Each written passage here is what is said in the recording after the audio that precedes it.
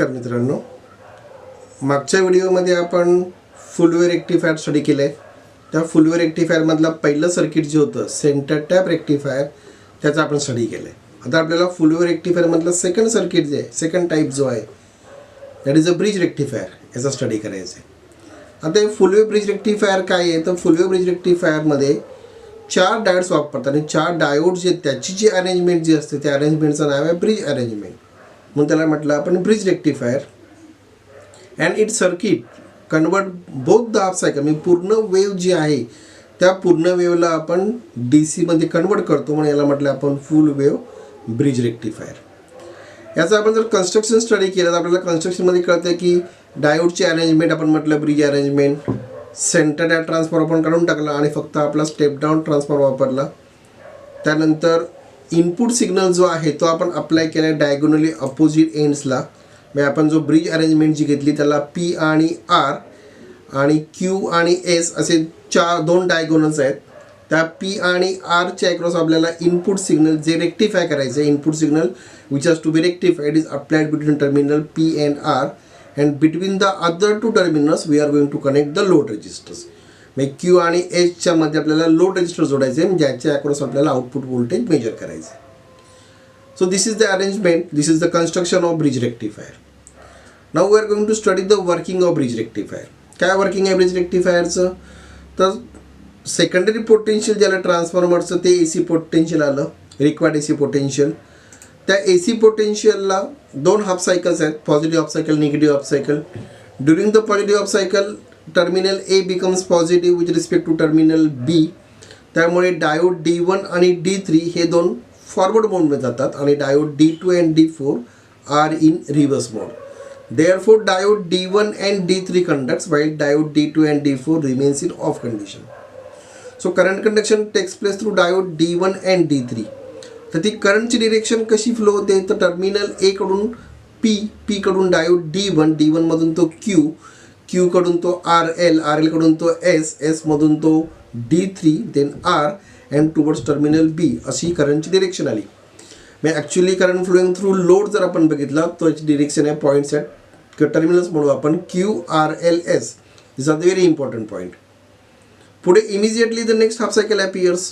पुढच्या हाफ सायकलमध्ये काय झालं आता टर्मिनल्स तुमचे ट्रान्सफॉर्मरचे चेंज झाले. So A becomes negative, B becomes positive.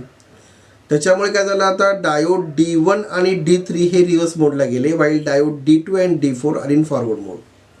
So in this case diode D2 and D4 conducts and current flows through this diode. Current flows through the circuit. आता एक करंटची डिरेक्शन काय आली तर आता करंट तुमचा जो फ्लो झाला तो आहे, डिरेक्शन बघूया आपण त्याची, ती आहे बी, टर्मिनल बी. त्यानंतर तो आरकडे गेला, आरकडून तो पुढे डायोड D2 मधून तो क्यूकडे गेला, क्यूमधून तो आर कडून तो एस कडून D4 कडून तो पी अँड पी कडून तो ए कडे गेला. म्हणजे आपण करंटची डिरेक्शन जर स्टडी केली तर दोन्ही हाफ सायकल करंटची डिरेक्शन जी आहे ती आहे Q load RLS. Negative half cycle Q load RLS. म्हणजे दोन्ही हाफ सायकलमध्ये करंट जो फ्लो होतोय लोडमधून त्याची डिरेक्शन सेम आहे. त्यामुळे काय झालं तो करंट तुमचा ॲड झाला आणि दोन्ही काय झाले तुमची हाफ सायकल रेक्टिफाय झाली. म्हणजे त्या लोडच्या अक्रॉस जो मीटर जोडलेला असेल DC वोल्ट मीटर तर त्याच्या अक्रॉस आपल्याला DC व्होल्टेज डिस्प्ले झालेलं स्टडी करता येणार. So this is the working of full wave rectifier, full wave bridge rectifier.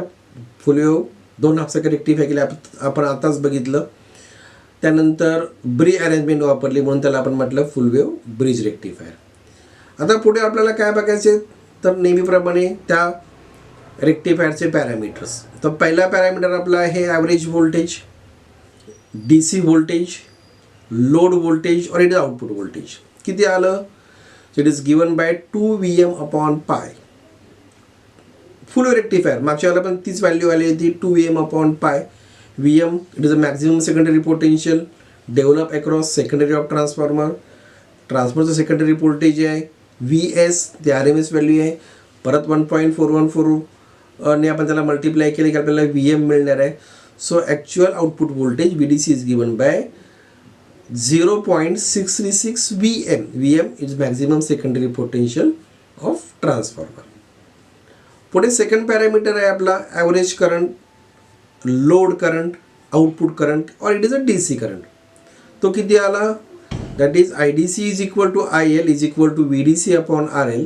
Same मगाचाच फॉर्म्युला सेंटर टाईप रेक्टिफायरचा. VDC अपॉन RL, VDCची व्हॅल्यू आली 2M अपॉन पाय किंवा 0.636 VM. ती सबस्टिट्यूट केली आपण. So 0.636 VM upon RL. So VM upon RL म्हणजे IM. ती व्हॅल्यू आली तुमची 0.636 IM. सो DC करंट किंवा लोड करंट और average current is given by 0.636 IM maximum secondary current. त्यानंतर पुढचं आपल्याला पॅरामीटर स्टडी करायचं current rating IO. Current rating काय आलं? Maximum amount of current flowing through the diode. In this circuit, current flowing through diode D1 and current flowing through diode D3, both currents are same. While current flowing through diode D2 and current flowing through diode D4 are the same. एकच current तो flow झाला. पण current flowing through load resistor RL हा काय आला? It is a sum of current flowing through diode D1 and D3 plus diode D2 as well as diode D4. म्हणजे दोन diode जे आहेत ते काय करतात? ते दोन्ही diode half wave rectified current handle करतात किंवा कंडक्ट करतात. म्हणजे डायोडचा करंट किती आला? Half wave rectified. आणि आपलं आउटपुट किती आलं आहे? Full wave rectified. म्हणजे डायोडची रेटिंग किती आली? It is half that of DC load current. It is a 0.318 IM. म्हणजे current rating of diode should be at least half और it should be greater than DC load current. Half of DC load current म्हणजे IO is equal to greater than equal to IDC by 2 और it is greater than equal to 0.318 IM. पुढचा point आहे आपला peak inverse voltage. Peak inverse मग आपण बघितलं तो point maximum reverse voltage. हे काय आलं? तर जेव्हा ट्रान्सफॉर्मरचे टर्मिनल्स रिव्हर्स होतात तेव्हा दोन डायोड्स आपले नॉन कंडक्टिंग मोडला येतात. त्या नॉन कंडक्टिंग मोडमधल्या म्हणजे रिव्हर्स डायोड, रिव्हर्स बायस डायोडच्या अक्रॉस जे व्होल्टेज डेव्हलप होईल दॅट इज PIV. ते किती आलं? या याच्यामध्ये या सर्किटमध्ये सेंटर टॅप आपण ट्रान्सफॉर्मर यूज केलेलं नसल्यामुळे जे सेकंडरी पोटेन्शियल आहे VM, ते VM तुमच्या नॉन कंडक्टिंग डायोडच्या अक्रॉस डेव्हलप होतं. आता इथे गंमत काय आहे? 4 डायोड्स वापरले, 2 एका वेळेला फॉरवर्ड मोडमध्ये आले, 2 एका वेळेला रिव्हर्स मोडमध्ये आले. पण ते 2 डायोड जे आहेत त्या 2 डायोडच्या अक्रॉस जे पोटेन्शियल डेव्हलप झालं ते सारखं आलं. इथे किती आलं? VM. So maximum potential develop across reverse bias diode is VM. So PIV काय असायला पाहिजे? PIV of diode, PIV of diode should be greater than और at least equal to maximum secondary potential develop across transformer. That is a peak inverse voltage. पुढचा point आहे आपला efficiency. It is a ratio of output power to the input AC power. It is a full wave rectifier circuit. So efficiency is twice that of half wave rectifier. So it is 81.2%. त्यानंतर पुढचा आपल्याला parameter जो बघायचा आहे तो आहे ripple factor. Now what is ripple? Unwanted AC particles. याच्यामध्ये दोन्ही सारखे रेक्टिफाय झाल्यामुळे DC particles compare to AC they are more. त्यामुळे रिपल तुमचे कमी झाले, फॅक्टर कमी झाला आणि फुल वेव रेक्टिफायरचा रिपल फॅक्टर आहे 0.48. म्हणजे तुमचा सेंटर टाईप रेक्टिफायर असो किंवा bridge rectifier it will be 0.48. त्यानंतर रिपल फ्रिक्वेन्सी. दोन्ही हाफ सायकल तुमचे कन्वर्ट झाले ACमध्ये, त्यामुळे त्या आउटपुट दोन्ही हाफ सायकल कन्वर्ट झाले आपले DCमध्ये. त्यामुळे त्याचा आउटपुट जे आलं रिपल जे आहे दोन्ही हाफ सायकल आपल्या आउटपुटला कन्वर्ट करतोय. So ripple frequency of this circuit is twice that of input frequency. So it is 2FE. So that is a ripple frequency. So these are the parameters of full wave bridge rectifier. Now we are going to study the advantage or merits of this rectifier circuit. पहला advantage है output voltage or output current. It is twice that of half wave rectified. So it is 0.636 VM or it is 0.636 IM. Me current काढला आपण IM. voltage आलं तुमचं 0.636 VM. Output is twice that of half wave rectifier. Second point आहे आपलं the current rating of diode. Current rating of diode is half that of DC load current. So it is given bye 0.318 IM. हे current डायोडमधून होणार current जो आहे हा load करंटच्या निम्म्याने आहे. पुढचा पॉईंट आहे आपला इफिशियन्सी. ती किती आली? ट्वाइस झाली हाफ वेवच्या. So it is 81.2%. So this is also advantage.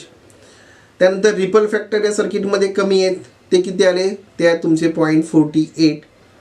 पुढचा अजून एक मेन ॲडव्हान्टेज आहे PIV. हाफ वेव्ह रेक्टिफायरला VM होतं, फुल वेव्हला it is 2 VM, full wave bridge रेक्टिफायरला इट इज ऑल्सो VM.